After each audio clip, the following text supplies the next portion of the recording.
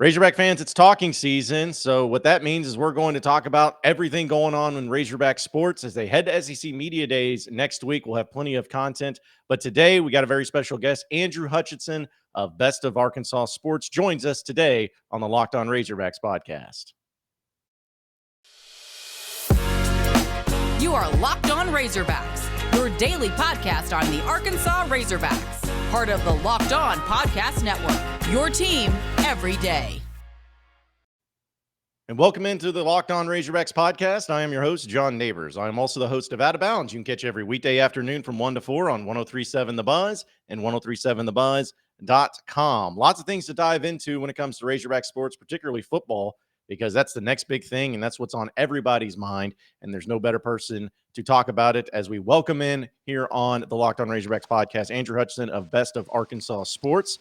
And Andrew, as always, appreciate you joining us. How you doing this afternoon, man? Doing good, John. How about you? I'm doing great, and I got to ask you, though, you have changed jobs here recently. I know you're fairly new to Best of Arkansas Sports, so kind of give us a breakdown of what's going to be different in your new gig and what's it like to work for Best of Arkansas Sports? Yeah, Best of Arkansas Sports. We're an independent site, not affiliated with anything like Rivals or 24/7 or anything like that. But we're covering the Razorbacks. We're a free site, no paywall. So I know a lot of fans are excited about that, and it's really cool. I mean, I'm about 2 weeks into it now, and I just really enjoy. I was telling you before we got on that I like being able to do some kind of more in-depth, deeper analysis type pieces. Rather than having to crank out, 4 or 5 stories a day. So, so far so good, and got lots of good stuff already written over there. If y'all want to go check it out, definitely will, because it's at this point in time where everyone's just craving any sort of content that they can get, but especially when it comes to football side of things. And Hutch, I know you've been doing this for a while as far as covering the Razorbacks. Me and you are, I guess, when it comes to our age and years of covering the Razorbacks, we're about the same. But I think it's been kind of fun where heading into this upcoming football season, it's been a while since Razorback fans have felt good or as good as what they do right now. Because even last year heading in, people felt like they could be good or that they could be a great team that takes the next step. But there's still some uncertainty because you saw the schedule and all those things. But they did. They went 8-4 last year, 9-4 with the bowl victory down there in Tampa. And heading into this upcoming season, not only are you going to be pretty much a bona fide top 25 team, but there's going to be some people that may even be picking you to compete against some teams that you normally haven't been able to in the SEC. It just seems like it's a really eerie, different, unique feeling, but it's a great feeling for Razorback fans to feel this way heading into a football season. Yeah, this is really new. I mean, it's probably been a decade since we've had these type of conversations that Arkansas is going to be really good. I mean, so it's different. It's very weird hearing national people talk like, well, Arkansas could be the dark horse in the West. They may be picked second, or maybe they could push Alabama, because we just saw last year where they went blow for blow with Alabama for almost an entire game, just came up a little bit short. So it's weird. I will say that it is definitely weird. A good weird, because it's more fun to cover a winning team, one that's not going 2-10 in back-to-back years and losing to teams they have no business losing to. It's much more fun when you're in the national conversation and people care. That's the big thing, is there's excitement around the program, and that just makes our jobs that much more fun. And I agree with you, and I think that, of course, there as a football team and as a football program, there's a lot of moving parts. There's a lot of things that have to be involved and have to be great in order for a team to be great.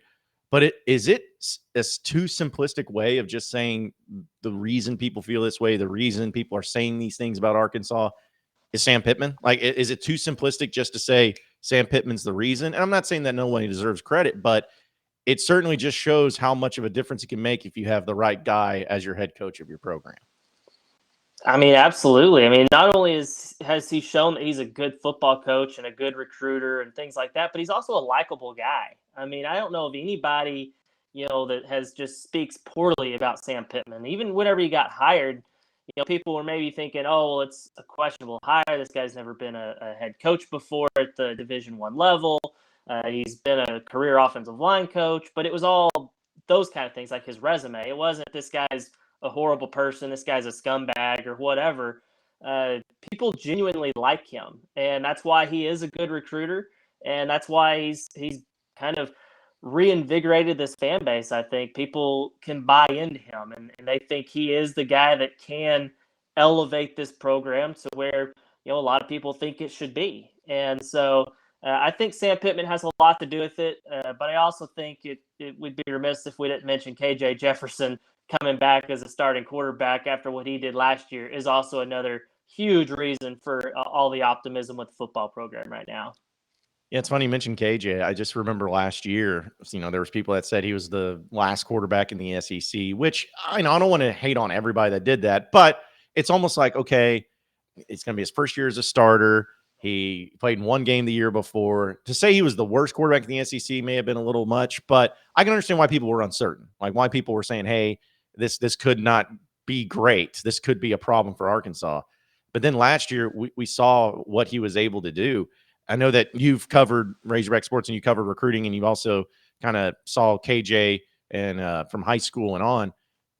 Did you expect that type of year out of him? Because it kind of surpassed my expectation for him. I know that having Traylon Burks always helps, but I think that seeing what out of that, say what we saw out of him last year, it really changed people's minds about him. Were you expecting that at all?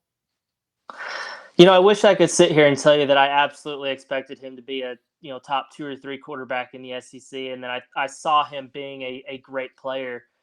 But I didn't. I mean, I thought when Kendall Briles met with the media, I think it was during fall camp last year, we asked him, like, hey, what's a good kind of expectation for KJ as far as completion percentage, that kind of thing. And, remember, we had just seen Felipe Franks break a school record that had stood for nearly 40 years in terms of single season completion percentage. And my biggest concern about KJ was his accuracy. And lo and behold, Kendall Briles says, we think, if he completes 65% of his passes, that'd be pretty good. And I literally, as soon as he said it, I say, yeah, there's no chance that happens. No way. I mean, he just has shown too much inconsistency in practice, and it didn't make a lot of sense to me. And all he did was go out there and complete like 67% of his passes. Just a tremendous season for him. I think we all knew he was going to be a really solid runner. I think he maybe was even a little bit better as a runner than maybe we expected. I didn't know that he would have such big playability. I kind of viewed him more as kind of a bruiser type, run you over type of quarterback, but he also showed some really good speed and elusiveness. So he overall exceeded my expectations, even the most optimistic expectations. Like you, I didn't think he was number 14 out of 14 SEC quarterbacks going into the year, but I definitely probably would have had him in the bottom half of the SEC just because we didn't know about him other than the one game against Missouri. And again, that's Missouri, not Alabama, LSU, teams like that. So he definitely far exceeded expectations. And now I'm going into the season kind of with an open mind. Like, I think it's a little bit crazy that some people are talking about him as a Heisman Trophy candidate. But then I remember, I also thought it was crazy that people thought he could complete 65% of his passes last year, and he exceeded that. So who knows? I think the sky is the limit, to say the least, for KJ Jefferson. But isn't it crazy? I was thinking about this the other day, that Arkansas had Matt Jones, who was ahead of his time. Like, you remember watching him. Like, it was just, I still believe top end speed, there's still no quarterback that's come close to him. I mean, I know that Cam Newton was fast and Vince Young was fast, but this dude ran a 4.37. I mean, he was fast, but he was ahead of his time. And then after that, no dual threat quarterbacks, like, ever again. And it's like you go through, you have Casey Dick and, the Mitch Mustang era, and then you go to, Ryan Mallett, and then Tyler Wilson, then Brandon Allen, then Austin Allen, and then whatever Chad Morris was trying to do. Like, it was incredible to think that it went that long without Arkansas having a legit dual threat quarterback. Now you have one with KJ, and you see the effectiveness of it. I feel like if you're going to win at Arkansas, if you're going to win in this era of college football and win in the SEC at a place like Arkansas, you have to have a quarterback like KJ. Like, obviously, he's a great player, but the type of player he is, that's the type of player you need and quarterback you need if you want to beat the big boys like Alabama. Yeah, I mean, I think it all depends on kind of what system you're trying to run. It needs to be a system where you get the right guy. Like if Mike Leach had come to Arkansas, for example, KJ Jefferson is probably not the quarterback you want running that system. Maybe a Will Rogers would be a guy. He seems to really fit that system and do really well there. I think that could be replicated at Arkansas. I think Ryan Mallett doing what he did. I mean, I think we can all agree Ryan Mallett was not the most mobile guy in the world, but he fit that system that Bobby Petrino ran. So I really think it's just a matter of finding the perfect quarterback that fits whatever system it is. I mean, it could be a pro style system. I mean, Brandon Allen was really, really good, especially that second half of his senior year. So I think that's probably the fit is probably the most important thing. And I think that's the good thing with KJ is he fits exactly what, Kendall Briles and the rest of the staff want to do on offense. I think that's the biggest key to him having a lot of success. And then, of course, Arkansas having success as well. We'll continue our conversation with Andrew Hutchinson of Best of Arkansas Sports here in just a second. But, folks, with the ever-increasing numbers of makes and models, you need car parts. It happens. And you're going to need them for various different makes and models. That's what Rock Auto is going to help you out with. You can save time and money when you use Rock Auto when it comes to all your parts for your car or for your truck. You spend less, and you get to do business with a family business that's been serving do-it-yourselfers for over 20 years, and their prices are reliably low for every single customer, whether it's a do-it-yourselfer or whether you own your own company. It's all going to be the same price. They have everything you need from brake parts to tail lamps, motor oil, and even new carpet. So go and explore their easy-to-use website today to find the solution for your auto part needs. Go to rockauto.com right now and see all the parts available for your car or truck. Write Locked On in the How Did You Hear About Us box so that they know that we sent you. Amazing selection, reliably low prices, all the car parts you'll ever need at rockauto.com. You are Locked On Razorbacks, your daily podcast on the Arkansas Razorbacks, part of the Locked On Podcast Network, your team every day. All right, continuing our discussion with Andrew Hutchinson of Best of Arkansas Sports here on the Locked On Razorbacks podcast. Andrew, we've been talking football, and obviously with media days coming up, we mentioned KJ, but Sam Pittman's also bringing Jalen Catalon as well as Bumper Pool. And I think that's, probably the right move, especially guys that have been in the program, and all of them kind of came in around the same time, and all of them have been through some similar things as well. But particularly looking at Catalon, him coming back for another year, of course, was huge. But also the injury that he suffered last year, it just makes me wonder. Arkansas had a great year last year, but would he, if he was able to be healthy and play at the level we know he's capable of last season, would Arkansas's defense have been any different? Like, would it have had other performances, whether it was against like Ole Miss or something like that, that would have changed? Basically, my question is, how big of an impact is having Jalen Catalon on this defense compared to not having him on this defense? I think it's really hard to quantify, but I do think there is one prime example that just sticks out in my mind. Catalon played in that Ole Miss game, but he very clearly was not healthy. There were at least two instances where Catalon went up to defend a pass, and he prevented the catch, but he didn't come down with the interception. A couple of them that he I remember going, well, why didn't he come down with that as an interception? Like, come on, what's going on, Jalen? Then come to find out he was dealing, I think, with a shoulder injury maybe, or a hand injury. I don't know. There was all sorts of things. He was banged up, not healthy. And, if he makes one of those interceptions and prevents Ole Miss from scoring a touchdown just one time, then Arkansas wins that game, and you're probably playing in the New Year's Six bowl game and potentially having a 10-win season. And that's just crazy to think about, that one guy could have that kind of impact. Now, there's other things that could have gone differently as well, a two-point play, all that stuff. But Jalen Catalon, I think, a healthy Jalen Catalon is just massive for the defense. He's a leader. He's the guy that's really calling out all the plays. Everyone talks about the middle linebacker, and that's important. Like, Bumper Pool is going to be massively important too. But that safety spot that Catalon plays is also very vocal, having to call things out, point things out, direct traffic.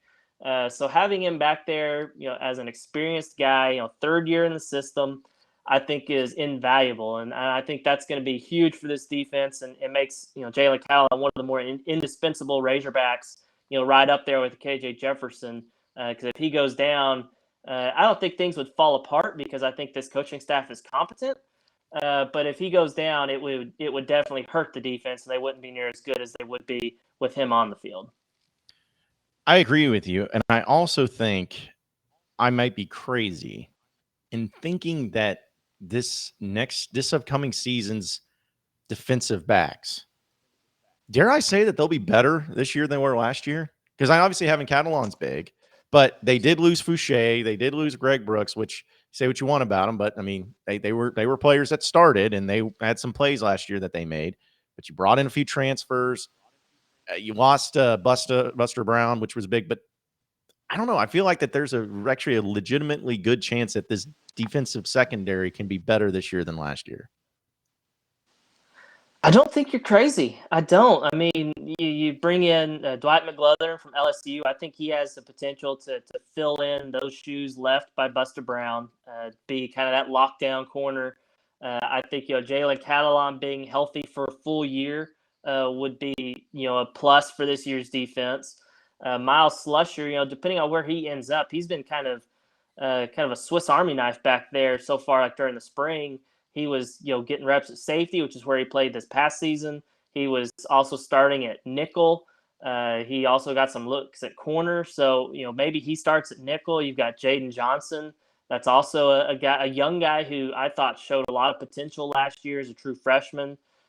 You've got Latavius Brini. He's a guy that we didn't really get to see a ton of with the first unit during the spring. He was probably the one transfer that kind of was behind the pack of all the other transfers.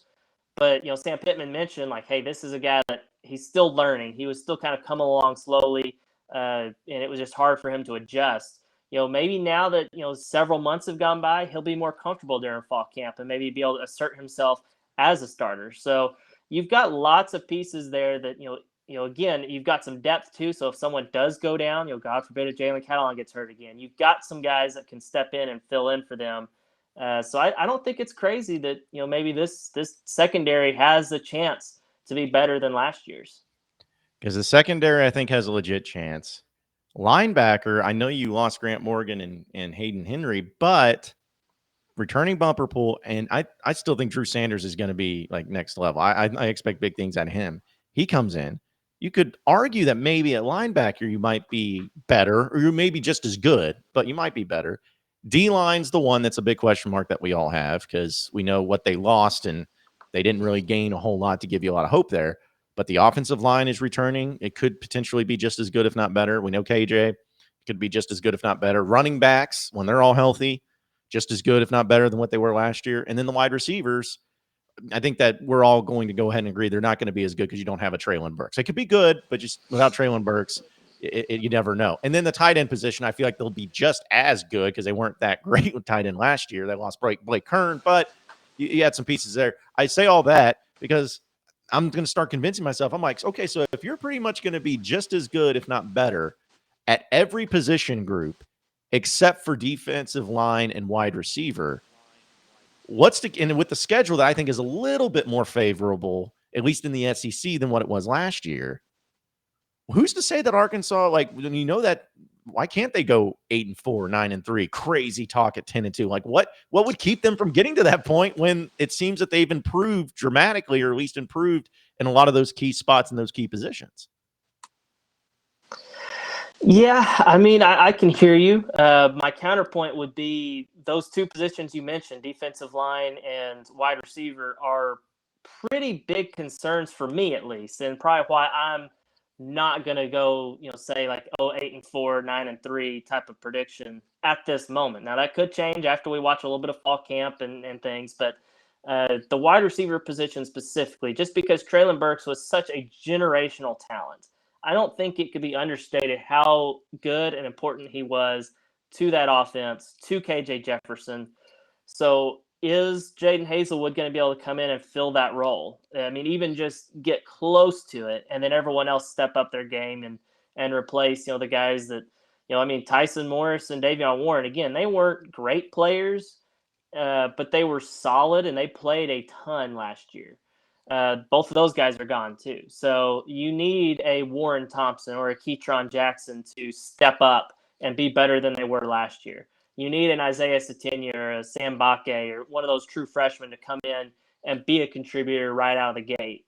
So that's probably the one thing that I'm just a little bit concerned of. But then again, I can also talk myself right back into it by saying, well, the running game is going to be so good that should open up the passing game and make things a little bit easier on the receivers. Because I do think Arkansas has 4 legit SEC, at least 3, if not 4 legit SEC running backs. And then KJ Jefferson is such a threat running the ball as well. That should, in theory, open up that passing game. So I'm a little bit, wait and see mode right now. I want to see how it looks in fall camp, but I can definitely hear where you're coming from as far as, all the other positions seem to be, much improved. Yeah, it's okay. I'll be the crazy one that'll probably go over the top with my predictions. I'll do that. But we'll talk more with Andrew Hutchinson here in just a second. But first, I got to tell you about Built Bar, folks. We know that it's tough in the summertime when you're on the go everywhere, and especially when you're going on vacations and whatnot, to be able to eat, especially eat healthy. But Built Bar really helps you out with that because it's the best protein bar out there. It has 17 grams of protein, only 130 calories. But the most important thing is that it tastes great.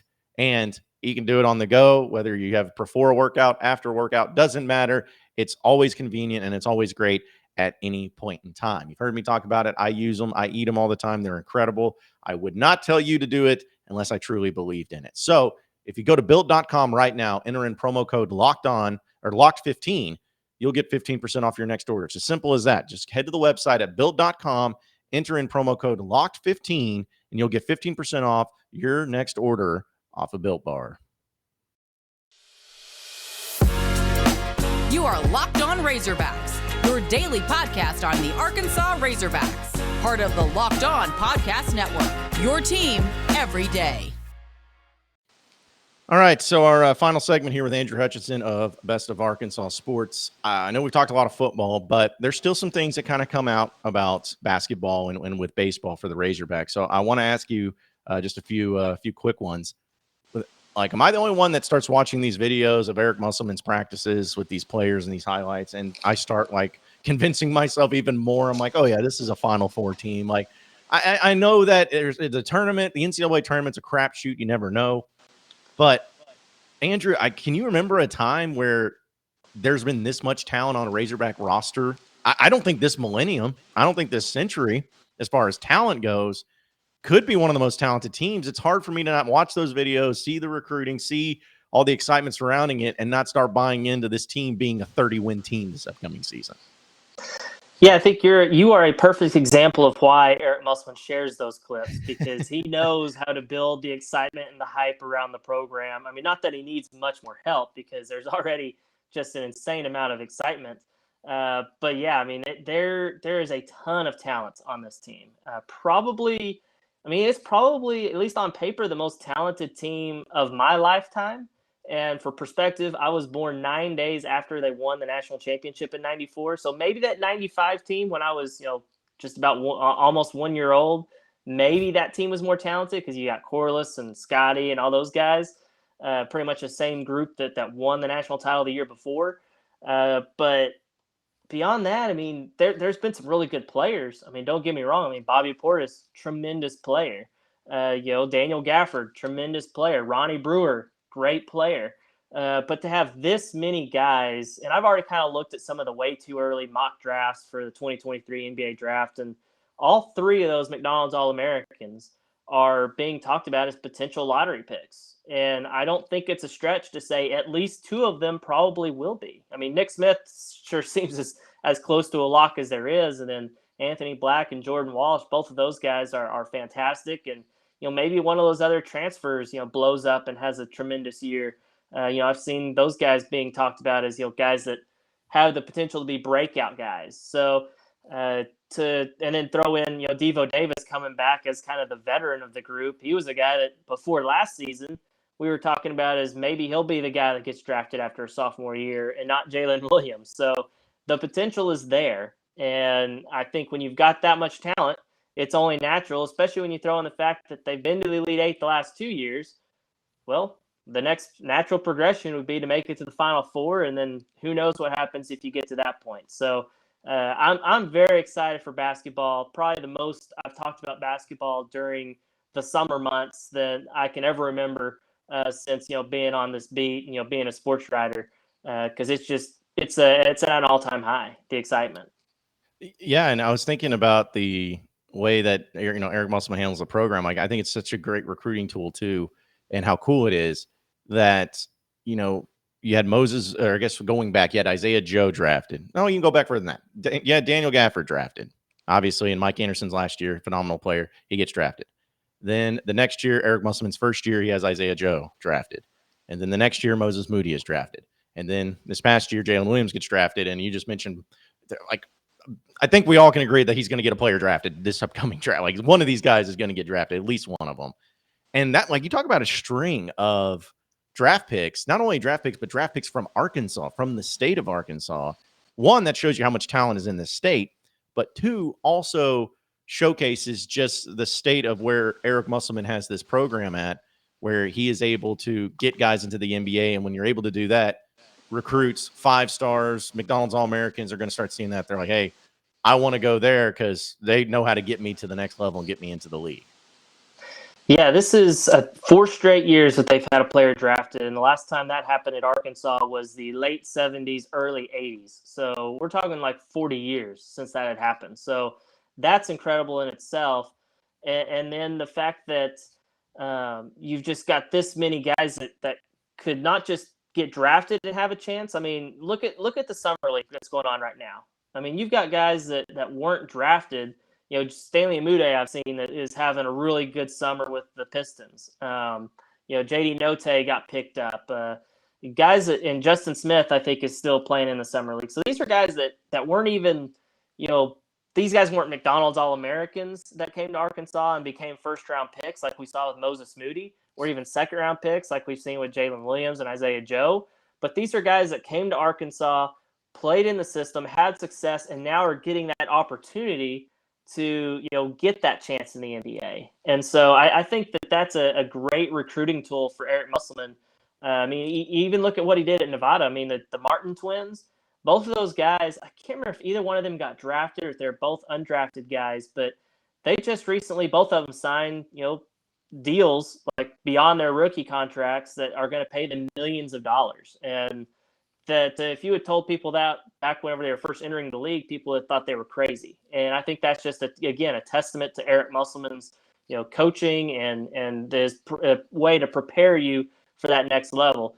Give him some guys like Nick Smith, and who knows what could happen. I mean, you could be talking a top 5 pick like we've seen in all these projections.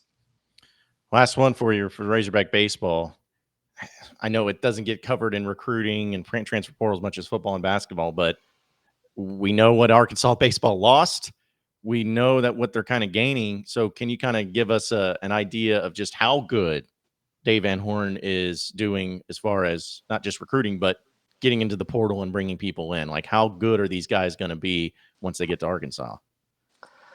Well, if you ask me this question again in about 2.5 weeks after we pass the MLB draft signing deadline, then I'll be able to better answer this question. But if the guys they have committed make it to campus, then it's, again, a really, really good class. I mean, the high school class itself is ranked 5th nationally by perfect game. Then you throw in, they've got a bunch of JUCO guys coming in, I think 10 by last count. I think one of those is a draft risk that could get drafted and not make it to school, but the other ones should make it to school. And then you've got the transfer portal. You've got guys that are definitely going to make it, like a Jared Wegner from Creighton, who he told me he hasn't really heard from MLB scouts or whatever, so he's basically going to come to Arkansas for his last year, and maybe he could be like a Chris Lanzilli type, corner outfielder with some pop and hit for average. You've got another guy in Cody Frank from Nebraska that I don't believe is going to get drafted, who I think has the potential to be a really big key arm for you on next year's staff. And then, of course, you've got the guys that you have to really worry about, like a Jordan Sprinkle from UC Santa Barbara, who some people before the season were talking about him as a first-round pick in this year's draft. He kind of struggled offensively this year, but I've heard that he may be better defensively at shortstop than even Jalen Battles, which, again, I'm going to believe it when I see it, but that's some high praise. So you've got some really good players. Julian Bosnick, another guy that was highly regarded going into last year's MLB draft, decided to come back to school to South Carolina, had a season-ending injury. If he comes back healthy, he's another guy that could be another key arm, a left-handed arm for the Razorbacks. So I say all that, long way of saying it's a really talented group. And I've written extensively about all these guys over on bestofarkansassports.com. So I'll plug that. Go check it out. It's shaping up to be another really, really talented roster. And as long as you've got Dave Van Horn in the dugout, you've got a very good chance to end up in Omaha at the end of the year. Well, Andrew, as always, man, we appreciate you joining us. Check out his stuff at bestofarkansassports.com. You can also follow him on Twitter at NWA Hutch. Appreciate it, man. Congrats on the new gig, and looking forward to having another great school year of Razorback athletics, especially covering them, because it's a lot more fun, as you say, when the team's actually doing good across the board. And as we mentioned, the big three, they're definitely doing well. Exactly. Trips to Tampa are never a bad thing. I'll take a trip to Houston in late March, early April. I'll do that one too for the Final Four as well. So, but appreciate it, man. Have a great one. All right. Yeah. Talk to you later, John.